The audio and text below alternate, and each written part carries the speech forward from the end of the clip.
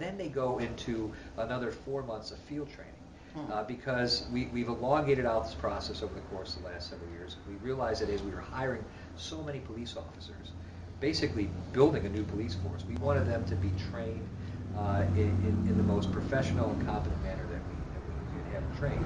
Okay. And so we worked with our police command staff. We created a program now that's basically about 4 months long. They're riding along with other officers, learning protocol and policy and procedure. Because when I first came into office, we had a large number of lawsuits, civil rights lawsuits, against our police. And a lot of it was just for lack of training. They just didn't understand our protocols and our policies.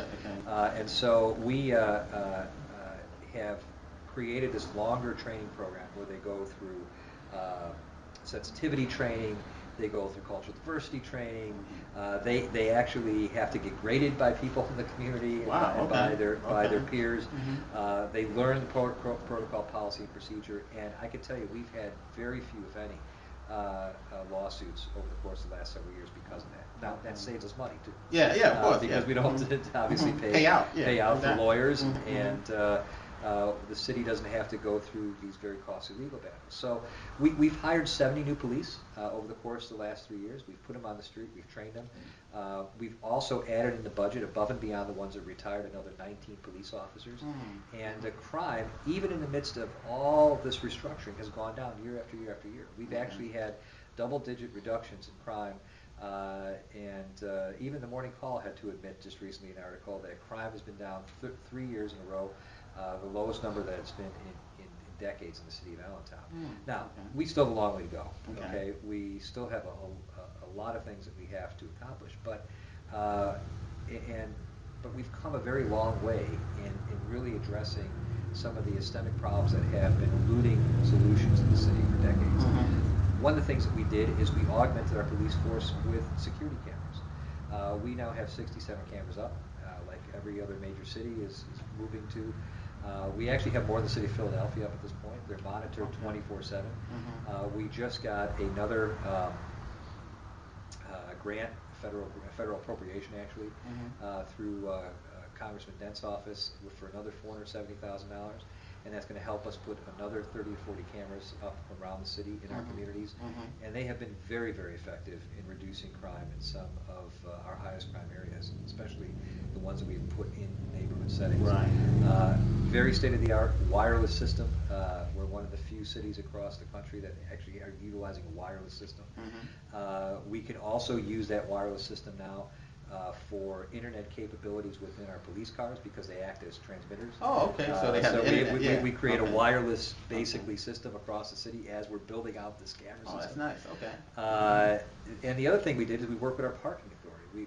We got the parking authority to buy a new vehicle. It has 2 little cameras. They can just roll down the street. They automatically, you don't even know that they're doing it, but they're taking pictures of people's license plates. They run it right through a crime computer for Pennsylvania, New Jersey, and New York. And we have been able to identify and reduce the amount of stolen vehicles. So it's like they take the picture and they can just tell if that vehicle is stolen? It takes a picture, then it runs it through the crime computer. And if there's anything attached to that vehicle, or if the vehicle's stolen, or if there's citations, it's instantaneous. Automatic. Wow. Okay. And so, we're utilizing new technology. And we hired the best criminologists in the country that we can to work with our police force. We hired a group, got a grant from PPL and Air Products from their foundations. We hired 2 individuals, George Kelling and Bob Wasserman. George Kelling wrote the book, The Broken Windows Theory, back in the 80s, which was sort of set the precedence for community policing. And him and his partner were at Rutgers, and they headed up the Policing Institute at Rutgers. We were able to get them to come. They've been working with us for the last year, restructuring our entire police department and the way that they police. One of the things that we've done, now on top of that, they actually worked with Giuliani to restructure the entire police department. Giuliani in New York. New York. Yeah, okay, they were the key consultants to Giuliani, helped them restructure the police department in New York, and focus on those quality of life issues. I mean, it's what everybody talks about. I was sort of turn New York around, focusing on quality of life. Right. But they've been working with us. One of the things that we really needed to do early on, we needed to free up officers' time to focus on getting out into the community to be more proactive instead of just being reactive. Mm-hmm. We looked at all the time that they spent. Right. And it was about 70,000 calls per year that they responded to. Mm-hmm. Mm-hmm. About 20 to 22,000 calls were ambulance assist calls. Now, which means that every time an ambulance went out, a police car went out. And so I asked a question. I said, well, why are we sending out a cop every time the ambulance Ambulance is goes out? called, yeah. And no one could tell me the answer. Finally, one of the senior officers said, well, at some point, a few years back, that was a public relations. They wanted to, and I said, well, let me get this right. So you're having a heart attack, and you go out and you see a cop over you. That's going to endear you to that police officer? I mean, that makes no logical sense. Right, no, I understand, yeah. And I said, there's got to be some other reason. And then they said, well, yeah, I mean, let's say you are going out and you're having a heart attack, and the door's closed, you need to knock down the door. So if that's the case, we have another department. It's called the fire department. They're very good. Okay. Yeah, exactly. They're trained in emergency medical training.